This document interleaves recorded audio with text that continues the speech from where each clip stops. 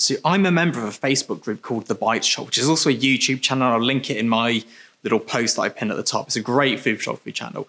And I've noticed in there's a lot of questions about, should I give my raw files away? Or this client said they need the raw files as well. And I want to talk about that because, and I'm going to start off by giving you the answer. I give my raw files to clients who need them, but there are some caveats to this. And let me explain how it works. Now, if I was shooting for a local restaurant and they were like, yeah, my partner is good at Photoshop, can we have the raw files? The answer is a hard no. Absolutely not. If I'm doing commercial work for an ad campaign, yes, I will give them the raw files. And no, I won't charge addition for that. I actually have some clients who turn up with a hard drive and we shoot tethered to their hard drive. They walk away with it. I keep a backup for security reasons. I don't edit, I don't retouch, I don't color. I just give them what I've shot and they deal with it. And do you know what?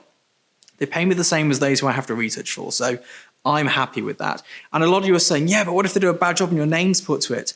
I shoot 500,000 photos a year. Sometimes I do a bad job and my name's put to it. It happens.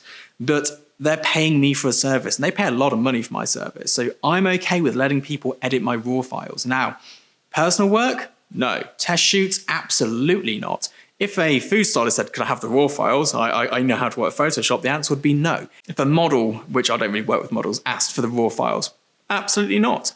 If another photographer who was a partner of them said, can I have the raw files? I'm really good at editing. Still a hard no. But if they're paying me thousands of pounds a day to shoot for them, it's not like I'm giving away my creative control. A big misconception is that as food photographers and commercial photographers that we have creative control. I get given a brief, a scamp, which is sort of like a drawing of exactly what the photo should look like, a reference for color grading. I get told the exact products, exact quantities, and exact placement where they need to be. By the time it comes to me, I am the technician. I'm the person who goes, here's your idea, let me technically recreate that for you so it works. Normally it's like some Photoshop scamp that comes to us and there'll be a deck as well explaining exactly what needs to go into it.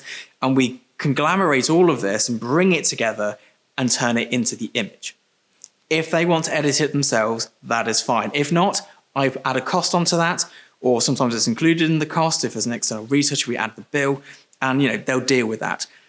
But I have no problem with giving my raw files away, and I just don't feel that I'm giving away any of my creative control. And a lot of this might be because I don't retouch my images anyway. I pay a professional retoucher to do them. I might color grade them, and often when we're shooting tethered, I'll do the color grade in the software, so they've already got that information in there. We'll use the spider data checker. We get the little grid right there.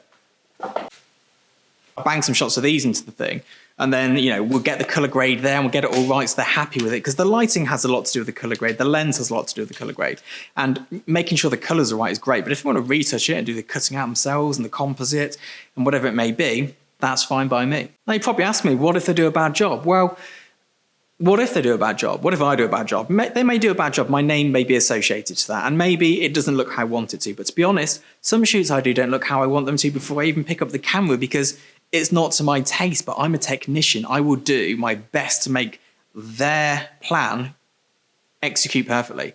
I am there to make sure if they go, this is what we want, I will do that, because by the time it's come to me, it's gone through the internal marketing team, the external marketing team, the ad agency. A lot of people have put a lot of thought into this. Me going, not my cup of tea, no one cares. So for me, raw files, fine to give to high-end clients where it's commercial work if they need them. If it's a local independent business, if it's a small business, if it's a restaurant or a cafe, I'd say it's a hard no. I don't really see any reason why they'd need them. Sometimes they go, yeah, but we want the full high-res thing. In that case, I tend to do a bit of an annoying thing and I export a super high-res 16-bit TIFF, which are huge. I send them those. Nobody ever downloads them. And I know that's childish, but I'm childish.